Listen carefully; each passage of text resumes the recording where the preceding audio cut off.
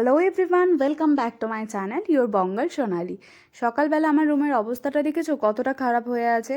আমার কি সবারই এরকমই অবস্থা হয়ে থাকে আই থিঙ্ক। আর আমার না ভীষণই কথা স্লিপ করে, তোমরা কিছু মনে করো না। আমি এক বলতে যাই আর এক বেরিয়ে যায় সবসময় আমার মুখ দিয়ে। তো তারপরে আমি এখানে ভালোভাবে বিছানাটা গুছিয়ে নিচ্ছি, আর নিচে এই যে আমি আমার বৌদির সাথে কথা বলতেও লেগে গেছি। আসলে আমার বড় বৌদি আমার রুমের ঠিক নিচের রুমটাই থাকে, তো ওর সাথেই আর কি কথা বলছিলাম আমি জানলা দিয়ে। তো চলো বেডটা ভালোভাবে গুছিয়ে নিই। আর এতগুলো বালিশ থাকলে, এতগুলো পুতুল থাকলে ভীষণ অসুবিধা হয় বেড গোছাতে, কিন্তু আমার সব কিছু বেডে থাকে যেহেতু সামাইরা খেলে, তাই জন্যই আর কি। তো বেডটাকে ভালোভাবে ক্লিন করে নিয়ে আমি এখানে সবটা গুছিয়ে গাছিয়ে দিলাম। আর বেড যতক্ষণ না ক্লিন থাকে না, পুরো রুমটাই মনে হয় যেন ঘাটা ঘাটা, তাই না? তোমাদের কার কার মনে হয় কমেন্টে জানিও। আর রুম ক্লিন না থাকলে ভীষণই বাজে লাগে। কেউ যদি হঠাৎ করে চলে আসে তো তারাও দেখে ভাববে ইস কত নোংরা, তাই না? তো ভালোভাবে আমি আগে সকাল সকাল বেডটা গুছিয়ে নিই, কারণ বেডটাই হচ্ছে ফার্স্ট ইমপ্রেশন। তা বলে না, first impression is last impression. তো আমি আগে বেডটা ভালোভাবে গুছিয়ে নিই, তারপরে এদিকটা গুছিয়ে নিচ্ছি। এদিকটা সামাইরার বালিশগুলো রেখে দিই এক সাইডে ভালোভাবে, যেহেতু ও ভীষণ বালিশ নিয়ে ঘাটাঘাটি করে। তো ওর বালিশগুলো ভালোভাবে গুছিয়ে আমি মানে বালিশগুলোকে যত ভালোভাবে প্যাক করে রাখা যায় আর কি, এর ওপর ওর ওপর এটা ওটা চাপিয়ে ওর যত কাঁথা থাকে সব কিছু ভালোভাবে গুছিয়ে নিয়ে আমি চাপাচুপি দিয়ে রেখে দিই এক সাইডে। কারণ সব কিছু হাতের কাছে থাকলে একটু সুবিধাও হয় আর কি নিতে, অন্য কোথাও রাখাচ্ছে।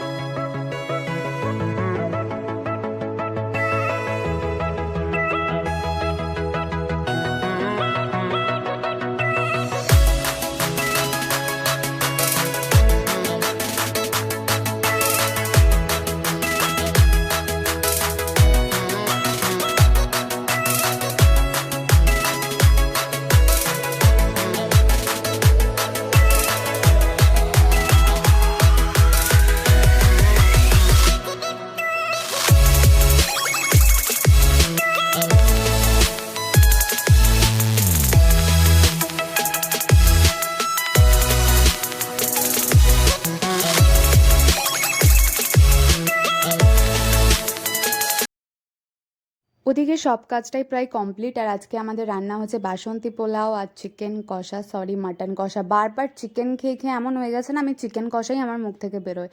আর আছে বেগুন ভাজা, পটল ভাজা, আলু ভাজা, অনেক কিছুই আছে। তো সামাইরার পোলাও হলেই না ও গন্ধতে আগে বলে আমি যাও বালুনটা আনতে যাও। কেন মাম্মি আনতে যাবে? আমার জানো, আমার জানো তো, আমার জানো কোনটা কোনটা, ওইটা আমার জানো। আমার ছুরিতে দেখাতে হয়, ওইটা আমার জানো, আমার জানো। আনো বালুনটা আনো। ইয়ে সামাইরাকে খাইয়ে দাইয়ে ঘুম পাড়িয়ে দিয়ে আমি ওর লাঞ্চে বসে পড়েছি। লাঞ্চের মেনুতে জানোই আমি বলেই দিয়েছি আগে কী কী ছিল। তো আমি এখানে খেতে বসে পড়েছি। আর প্রায় এখন বাজতে যায় 2:30 পৌনে 3টে। এত অবেলা হলে না একদম ভাত খেতে ইচ্ছা করে না। আর এবার হালকা ঠান্ডা ঠান্ডা পড়ছে। মানে এই ভ্লগটা না অনেক দিন আগেকারের ভ্লগ, মানে এটা প্রায় নভেম্বরের শেষের দিক করে ভ্লগটা করা। তো আমি এটা এতদিন পর করছি, তার জন্য এক্সট্রিমলি সরি সবাইকে। আমি অনেক দিন পর ভ্লগটা এডিট করে পোস্ট করছি আর কি। তো সন্ধেবেলায় বর এনেছিল মোমো, আর এই মোমোটা আমার এত ভালো লাগে না খেতে। আমার মনে হয় শ্রীরামপুরের বেস্ট মোমো এটা। আর সামাইরাও মোমো দেখলে ভীষণ খুশি হয়ে যায়। রিসেন্টলি এই কদিন ধরে সামাইরা এত বেশি মোমোর ভেতরে স্টাফিংটা খেতে ভালোবাসে, ওর জন্য আমাদের চিকেনটাই আনা হয়, যেহেতু ও ভেজটা খায় না অতটা। তো চিকেনটাই ও বেশি আর কি খেতে ভালোবাসে, তাই ভেতরে স্টাফিংটাই আর কি বেশি খায়, ওপরে কোটিংটা খাই না। ওকে মোমোটা ওর পাপা খাইয়ে দিচ্ছে। আর এখানে আমি এগরোল এনেছি, আর সেটাকে নিয়েও ও এবার খাবে বলছে আর কি। ওর জেদ যখন যেটা সেটাই আমাদেরকে মানতে হবে, কিছু করার নেই। ওই একটু আধটু খায়, তারপরে নষ্ট করবে, নয় ফেলে দেবে, নয় কাউকে খাইয়ে দেবে, এটাই চলতে থাকে আর কি।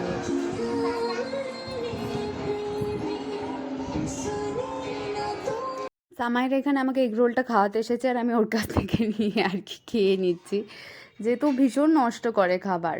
খাবে না, একে খাওয়াবে তাকে খাওয়াবে। তারপরে ওর থেকে এগ রোলটা নিয়ে আমি একটুখানি খেলাম একটা বাইট, তারপর রকি খেয়ে নিয়েছিল আর কি। আর এখানে মোমোর স্যুপটা নিয়ে আমি বসে পড়েছি। মোমোর স্যুপ খাওয়ার ইমোশনটাই আলাদা, তাই না? আর এই ঠান্ডা ঠান্ডা ওয়েদারে হালকা মোমোর স্যুপটা খেতে ভীষণ ভালো লাগে, আর সামাইরাও ভীষণ ভালোবাসে খেতে।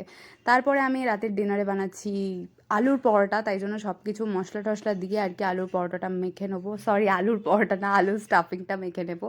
এখানে চাট মশলা, নুন, তারপরে পেঁয়াজ, কাঁচা লঙ্কা, ধনেপাতা, লঙ্কার গুঁড়ো, চাট মশলাটা একটু বেশি দিয়েছি। তারপরে এটা হচ্ছে ভুনা জিরা মশলা, আর তারপরে আজওয়ান দিয়ে খুব ভালোভাবে এটাকে মাখিয়ে নেবো আর কি। মা মাখিয়ে দিচ্ছে, আমার ভীষণ লঙ্কা থাকলে হাত জ্বালা করে, তাই জন্য মাই মাখিয়ে দিচ্ছে আর কি। তো ভালোভাবে স্টাফিংটা মেখে নিতে হবে যাতে কোথাও আলু মানে না গোটা গোটা হয়ে থাকে আর কি। তারপরে আমি এখানে রুটিটাকে বেলে নিয়ে একটু আটা দিয়ে তার মধ্যে এখানে আলুর পুরটা ভরে দিচ্ছি। বেশি আলুর পুর ভরতে যাবে না, মানে মিডিয়াম রাখতে হবে, বেশি আলুর পুর ভরলে আর কি ফেটে যাবে পরোটাটা। তো তারপরে ভালোভাবে এটা অনেকেই ঘুরিয়ে এক্সট্রাটা বাদ দিয়ে দেয়, আমি বাদ দিই না, কারণ এই এক্সট্রাটা বাদ দিয়ে দিলেই আলুর পরোটাটা না আরও বেশি পাতলা হয়ে যায়। তো এটাকে একটু চিপে ভালোভাবে বসিয়ে দিয়ে বেললে বেশ ভালো হয়। আর এই দেখো আমার একটা পরোটা বেলা হয়ে গেছে আর কি, তোমাদের দেখানোর জন্যই বেলেছি।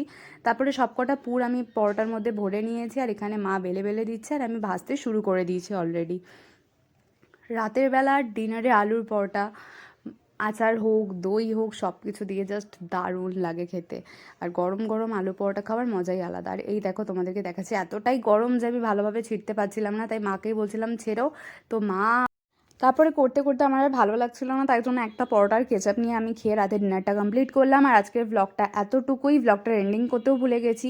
ব্লগটা ভীষণই ছোট ছিল, তো আমি তার পরের দিন আর কি এন্ডিং করছি ব্লগটা। তো ভিডিওটা ভালো লাগলে লাইক করে দিও, চ্যানেলটা সাবস্ক্রাইব করে দিও, আর বেল আইকনটা প্রেস করতে একদমই ভুলবে না, শেয়ার করে দিও ফ্রেন্ডদের সাথে। চলো আবার দেখা হচ্ছে নেক্সট ভিডিওতে। ভিডিও ভালো লাগলে like, share and subscribe. Tata.